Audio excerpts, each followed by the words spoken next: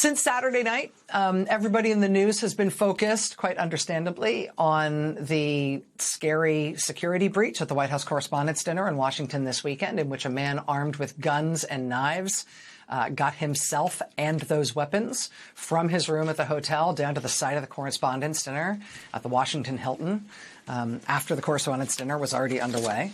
He sprinted past a security checkpoint, headed toward the ballroom itself before he was apprehended. After writings attributed to him reportedly include him describing himself as an assassin and criticizing the president and his administration, the man who was apprehended at the Washington Hilton was charged today with attempted assassination of President Trump.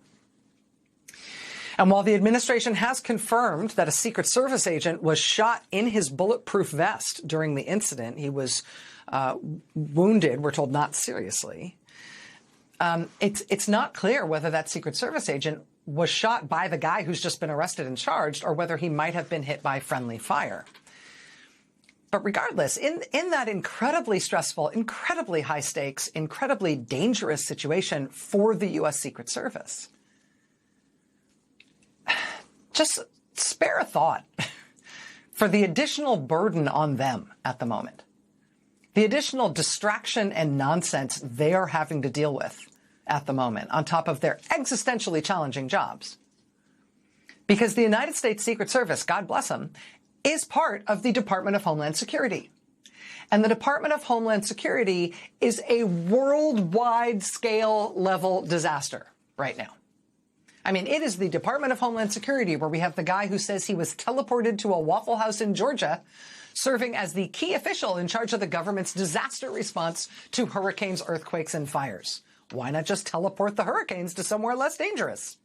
It is in the Department of Homeland Security where part of the reason they can't open these Trump prison camps is because literally, I'm not kidding, in a place like Social Circle, Georgia, where they wanted to put one of these things, they told local officials in writing that local officials didn't have to worry that this huge prison camp for thousands of people would be drawing too much water from the town's water supply. They didn't have to worry about that, they said in writing, because these geniuses plan to use the water at night,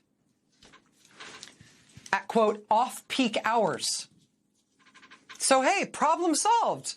You said we couldn't use 1 million gallons a day, so we won't. We'll use 1 million gallons a night. Ta-da! No problem. It is in the Department of Homeland Security where not one, not two, but 3 local jurisdictions are either bringing criminal prosecutions against Homeland Security agents for their actions, or they are trying to. In Ramsey County, Minnesota, it's for dragging this American citizen out into sub-zero temperatures in his underwear. An American citizen. In Hennepin County, Minnesota, it's for allegedly pointing a loaded gun at the heads of random drivers from a moving vehicle. In Durango, Colorado, it's for grabbing this woman by the hair and throwing her down an embankment. I mean, these are local prosecutors having to bring criminal charges under state law against federal agents for their wilding against American citizens in the streets of American cities. That's the Department of Homeland Security right now. It's in the Department of Homeland Security where the former Secretary of the Department, Kristi Noem, according to the Wall Street Journal, has been refusing to leave the waterfront home reserved for the Coast Guard Commandant, which she took over for herself. She's refusing to leave it, reportedly, even though she hasn't been Homeland Security Secretary for weeks now, since she was fired last month. Quoting from the Wall Street Journal, the current Coast Guard Commandant has told associates he plans to move into the house, but he can't because, quote, former Homeland Security Secretary Kristi Noem has continued using the waterfront house on Joint Base Anacostia Bolling, which is typically designated for the Commandant of the Coast Guard.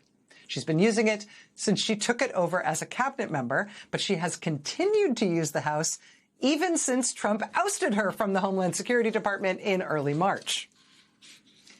When the Journal asked the State Department and the Department of Homeland Security for comment, they did not receive a response.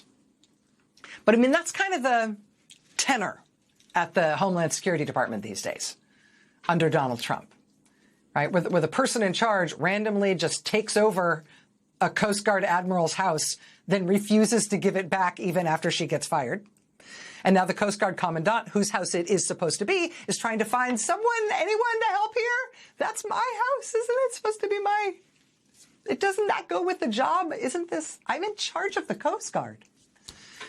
It's in the Department of Homeland Security right now. The department has just had to confirm formally that a top-level counterterrorism official, the Deputy Assistant Secretary for Counterterrorism, has been put on leave as a result of a reported Inspector General investigation. An Inspector General investigation that has yielded lurid headlines like this one in the New York Post. Quote, DHS bigwig put on leave after ex-boyfriend accuses glitzy terror official of $40,000 sugar baby scheme. Okay. I mean, put aside all the rest of it, I'm just going to say, I think the phrase glitzy terror official is enough. Pretty much all you need to know about the Department of Homeland Security under the leadership of Donald Trump.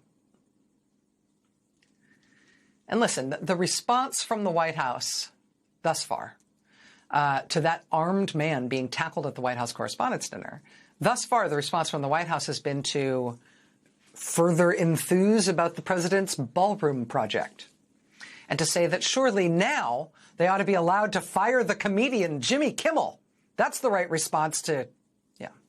I mean, it's the world's least serious responses to what was actually a serious security situation. But the agents, the Secret Service agents who actually had to spring into action to contend with this potential catastrophe, who had to physically respond in seconds to this sprinting, armed potential shooter. I mean, they deserve better than to have to do their work within the most catastrophically broken, flagrantly failing part of the government under this president.